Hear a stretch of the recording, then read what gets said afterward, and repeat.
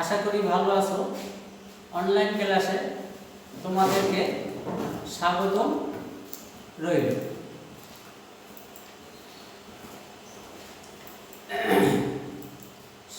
শিক্ষক পরিস্থিতি, আমি শ্যামল সরকার, সহকারী শিক্ষক, আন্দারমানিক মাধ্যমিক বালিকা বিদ্যালয়, কচুয়া, বাগেরহাট। পাঠ পরিস্থিতি।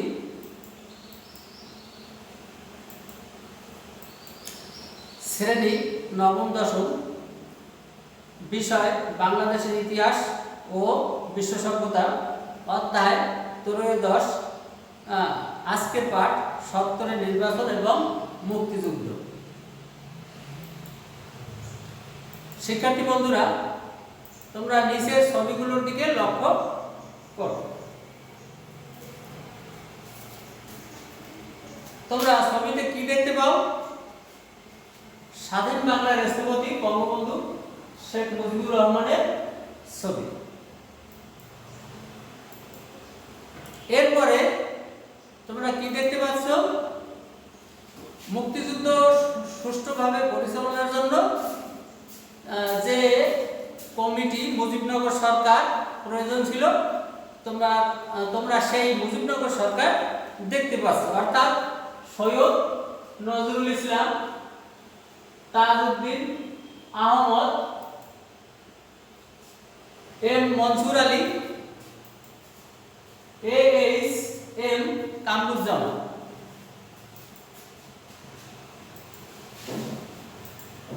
রেসকোর্স ময়দানে ঐতিহাসিক 7ই মার্চের ভাষণ দেখতে পাচ্ছ। ঐতিহাসিক 7ই মার্চের ভাষণে তৎকালীন সময় 1971 সালের 7ই মার্চের ভাষণে 10 লক্ষের মতো লোক সমবেত হয়েছিল বঙ্গবন্ধুর ডাকে। 7ই মার্চের ভাষণ ছিল জাতির জন্য একটা দিক নির্দেশনা।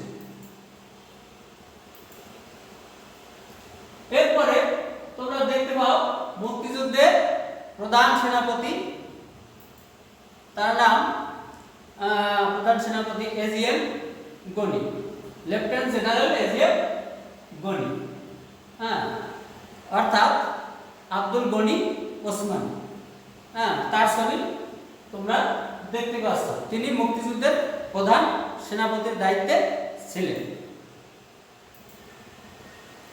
এরপরে তোমরা দেখতে পাচ্ছ বাঙালির স্বাধিকার আন্দোলন, অর্থাৎ মুক্তিযুদ্ধের প্রস্তুতি চলছে, স্বাধীনতা যুদ্ধের প্রস্তুতি চলছে।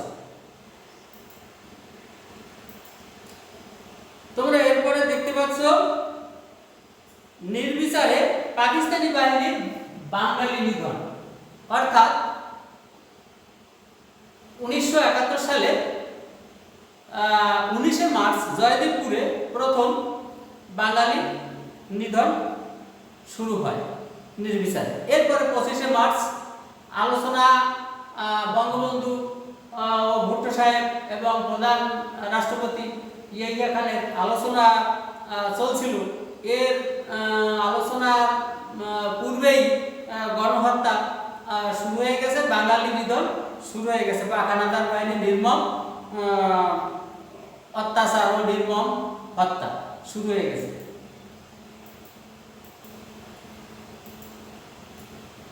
পাকিস্তানি বাহিনীর আত্মসমর্পণ, অর্থাৎ যৌথ কমান্ডের ভারত ও বাংলাদেশের যৌথ কমান্ডের প্রধান সেনাপতি, পূর্বাঞ্চলীয় সেনাপতি ছিল লেফটেন্যান্ট জেনারেল জগজিৎ সিং অরোরা এবং পাকিস্তান সেনাবাহিনীর প্রধান ছিলেন খান নিয়াজি। তাদের ভিতরে একটা যখন সোহরাওয়ার্দী উদ্যান, বর্তমান সোহরাওয়ার্দী উদ্যান, পূর্বে রেসকোর্স ময়দান, 93,000 সৈন্য নিয়ে যখন আটকা পড়ে, তখন তারা আত্মসমর্পণ করে এবং আত্মসমর্পণের পরে তারা একটা চুক্তির মাধ্যমে তারা আত্মসমর্পণ করে। তাই আমরা দেখতে পাচ্ছি। তাহলে তোমরা বুঝতে পেরেছো আজকের পাঠ কি হতে পারে? তাহলে আজকের পাঠ 70-এর নির্বাচন এবং মুক্তিযুদ্ধ। আজকের পাঠ 70-এর নির্বাচন এবং মুক্তিযুদ্ধ।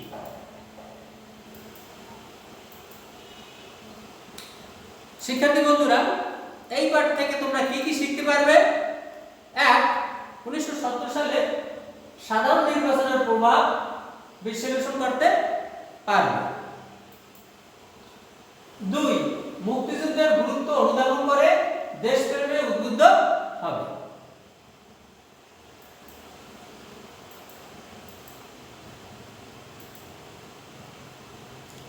আচ্ছা, বাংলাদেশের স্বাধিকার আন্দোলনে 1970 সালের নির্বাচন ছিল খুবই গুরুত্বপূর্ণ। অর্থাৎ বাঙালির আশা আকাঙ্ক্ষার প্রতীক এই 70-এর নির্বাচন। বহু ইয়াহিয়া খান তিনি এবং আইয়ুব খান বহু টালবাহানা করেছেন, নির্বাচন না দিয়ে গণতান্ত্রিক প্রক্রিয়া চালু না করে থাকতে পারে না, কিন্তু অবশেষে 1970 সালে নির্বাচন অনুষ্ঠিত হয় 7 ও 17 নভেম্বর। অবশ্য পূর্ব বাংলায় 12 অক্টোবর প্রবল ঘূর্ণিঝড় হয়। ঘূর্ণিঝড়ে বহু লোক মারা যায়, প্রাণহানি ঘটে, এবং সেজন্য প্রাদেশিক নির্বাচনটা জানুয়ারি 71 সালের 17 জানুয়ারিতে শেষ করতে হয়েছিল।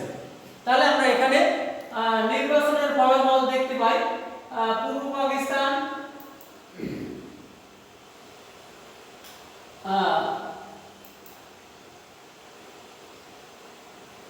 পূর্ব পাকিস্তান প্রাদেশিক পরিষদে মোট 310টি আসন ছিল 1970 সালের নির্বাচনে, এবং জাতীয় পরিষদে মোট আসন সংখ্যা ছিল 313টি।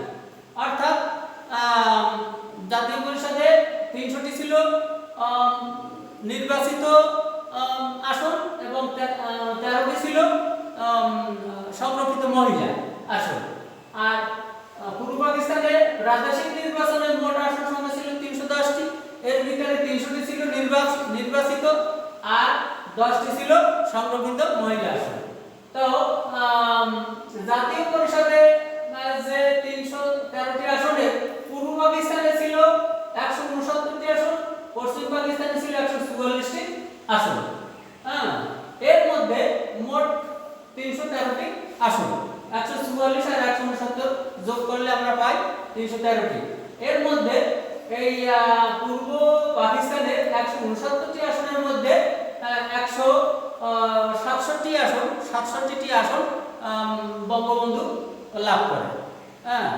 অর্থাৎ 162টি নির্বাচিত আর 5টি সংরক্ষিত মহিলা আসন।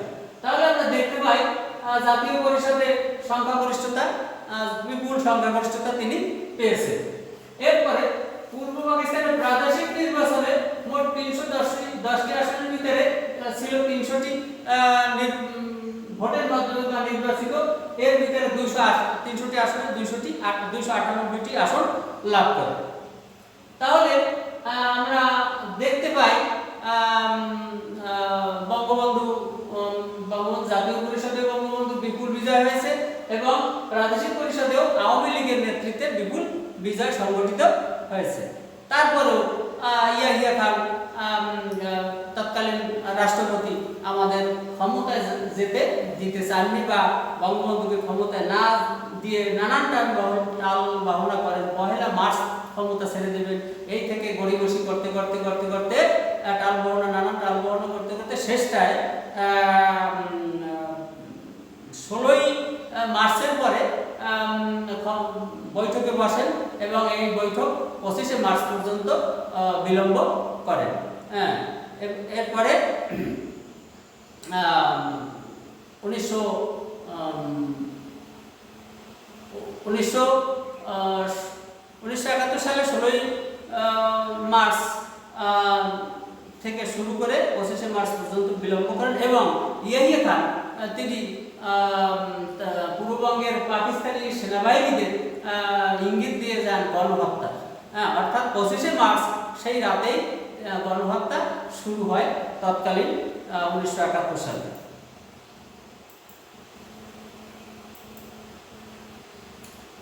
আমরা আবারও দেখতে পাই বঙ্গবন্ধুর ঐতিহাসিক 7ই মার্চের ভাষণ। 7ই মার্চের ভাষণে বলা হয়েছে, হ্যাঁ, তোমাদের প্রত্যেক আওয়ামী লীগের নেতৃত্বে প্রত্যেক পাড়ায় প্রত্যেক মহল্লায় আওয়ামী লীগের নেতৃত্বে দুর্গ গড়ে তোলা এবং তোমাদের যা কিছু আছে তাই নিয়ে শত্রুর বিরুদ্ধে ঝাঁপিয়ে পড়া। রক্ত যখন দিয়েছি, রক্ত আরও দেব, তবু বাংলাদেশের মানুষকে স্বাধীন করে ছাড়বো ইনশাল্লাহ। এটাই ছিল তার 7ই মার্চের ভাষণ। আর 7ই মার্চের ভাষণ ছিল তার একটা জাতির জন্য একটা দিক নির্দেশনা, অর্থাৎ সমগ্র বাঙালি জাতি এক হয় বঙ্গবন্ধুর এই ভাষণে। আমরা দেখতে পাই 25শে মার্চের গণহত্যা, অর্থাৎ 25শে মার্চ রাতে ঢাকায় নিরীহ মানুষকে হত্যা করে এবং তৎকালীন সময় 25শে মার্চ রাতে এই অপারেশন সার্চলাইটে কমপক্ষে 8,000-এর মতো ঢাকা শহরে মানুষ নিরীহ নিরস্ত্র বাঙালিকে মারে। 26শে মার্চের রাত 12:01 অর্থাৎ প্রথম প্রহরের ভাষণ বঙ্গবন্ধুর, এটাও জাতির জন্য সাহস জুগিয়েছে। আজ থেকে বাংলাদেশ স্বাধীন, অর্থাৎ 26শে মার্চ থেকে বাংলাদেশ স্বাধীন। এতে মুক্তিযোদ্ধা এবং বাঙালি জাতির জন্য একটা প্রেরণা বা উৎসাহ উদ্দীপনা জুগিয়েছে। তবে এই ভাষণটি ছিল ইংরেজিতে, অর্থাৎ সারা বিশ্বের মানুষ যাতে বুঝতে পারে, এজন্য এই ভাষণটি ইংরেজিতে দেওয়া হয়। এর বাংলা অর্থ হলো, ঘোষণাটি ছিল ইংরেজিতে, যার বাংলা অনুবাদ, ইহাই হয়তো আমার শেষ বার্তা, আজ হইতে বাংলাদেশ স্বাধীন। আমি বাংলাদেশের জনগণকে আহ্বান জানাইতেছি যে যেখানে আসো, যাহা কিছু আছে তাই নিয়ে রুখে দাঁড়াও, সর্বশক্তি দিয়ে হানাদার বাহিনীকে প্রতিরোধ করো। পাকিস্তানি দখলদার বাহিনীর শেষ সৈন্যটিকে বাংলার মাটি হইতে বিতাড়িত না করা পর্যন্ত এবং চূড়ান্ত বিজয় অর্জন না করা পর্যন্ত লড়াই চালিয়ে যাও।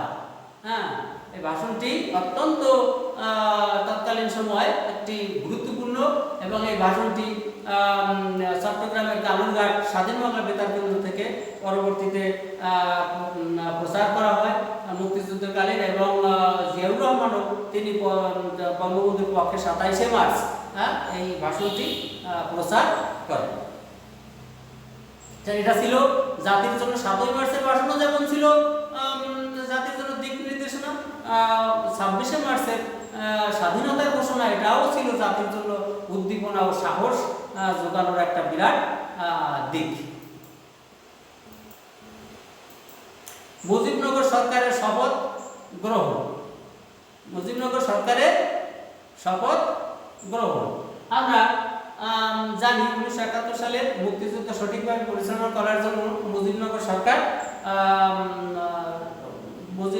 বর্তমান মেহেরপুর জেলার বদ্রীনাথতলায় শপথ নেন। এই শপথ অনুষ্ঠানে দেশি বিদেশি বহু বুদ্ধিজীবী সাংবাদিক উপস্থিত ছিলেন। 17ই এপ্রিল শপথ গ্রহণ করেন আর 10ই এপ্রিল এই মুজিবনগর সরকার গঠিত হয়।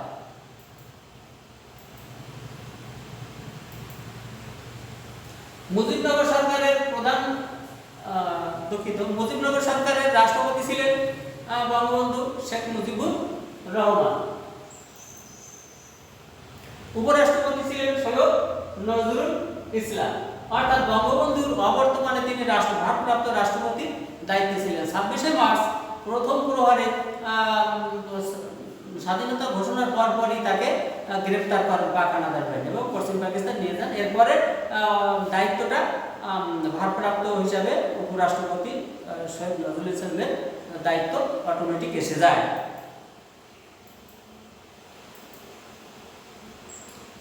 তাজউদ্দিন আহমদ ছিলেন প্রধানমন্ত্রী। তাজউদ্দিন আহমদ ছিলেন প্রধানমন্ত্রী তৎকালীন মুজিবনগর সরকারের। এম মনসুর আলী অর্থমন্ত্রী, অর্থাৎ মোহাম্মদ মনসুর আলী তিনি অর্থ দায়িত্বটা ছিল অস্ত্র কেনার জন্য, বিদেশিদের কাছ থেকে অস্ত্র কেনা বা মুক্তি বাহিনীদের ট্রেনিং এর খরচ এগুলো তার দায়িত্বে ছিল। দেশ পরিচালনা বা দেশের যুদ্ধকালীন যে সময় অর্থ দায়িত্বটা তারই ছিল। এইচ.এম. কামরুজ্জামান স্বরাষ্ট্র, ত্রাণ ও পুনর্বাসন মন্ত্রী, অর্থাৎ তার দায়িত্ব ছিল ওই যুদ্ধকালীন সময় ত্রাণ দেওয়া, স্বরাষ্ট্রের দায়িত্ব পালন করা এবং পুনর্বাসন অর্থাৎ শরণার্থীদের পুনর্বাসন দেওয়া, ত্রাণ দেওয়া, এটা তারই দায়িত্ব ছিল। এইচ.এম. কামরুজ্জামান তিনি বহু শরণার্থীদের পুনর্বাসন দিয়েছিলেন।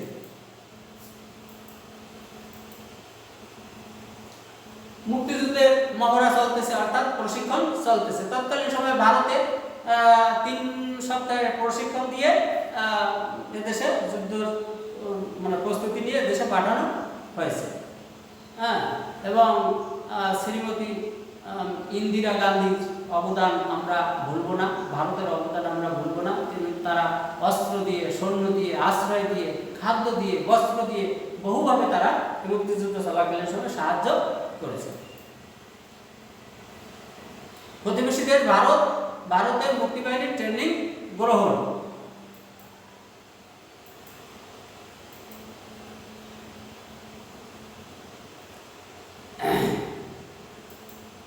এরপরে পাকিস্তানি বাহিনীর আত্মসমর্পণ, অর্থাৎ রেসকোর্স ময়দান বর্তমান সোহরাওয়ার্দী উদ্যানে 93,000 সৈন্য নিয়ে নিয়াজি খান নিয়াজি সাহেব তিনি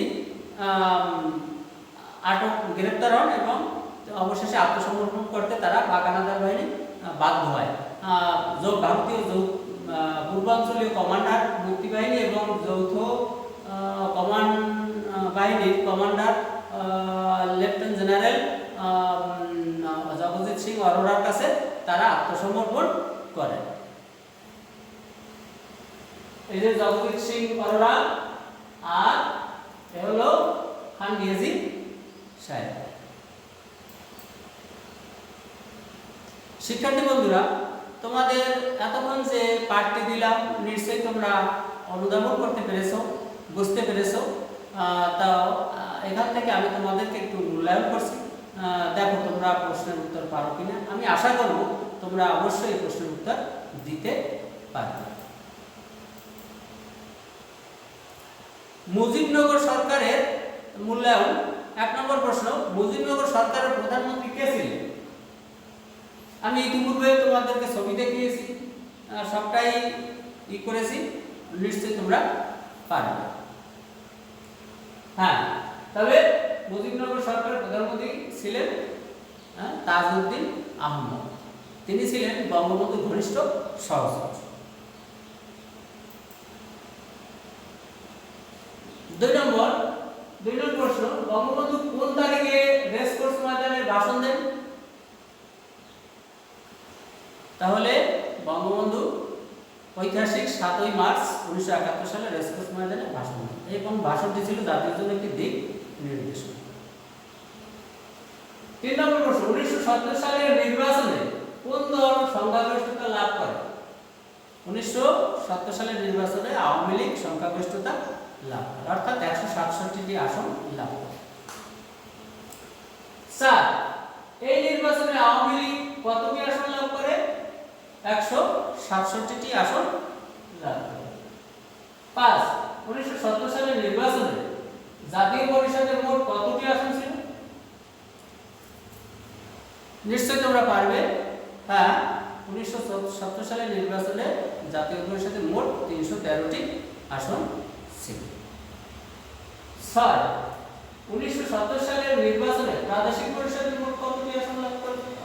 পরিষদের মোট কতটি আসন লাভ করে নির্বাচনে?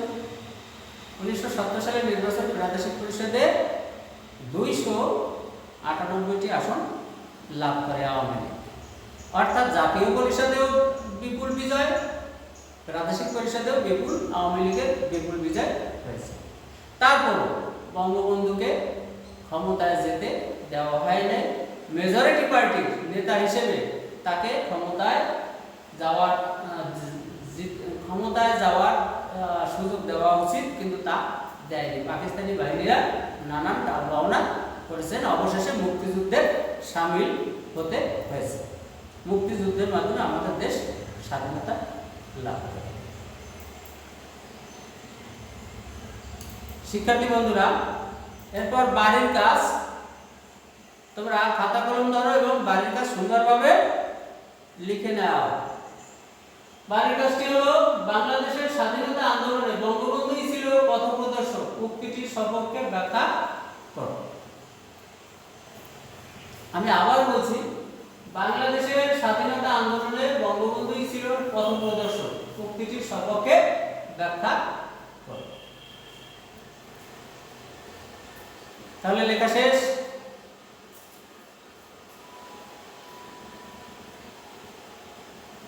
আচ্ছা, আগামী ক্লাসে তোমরা এই কাজটি সুন্দর করে নিয়ে আসবে।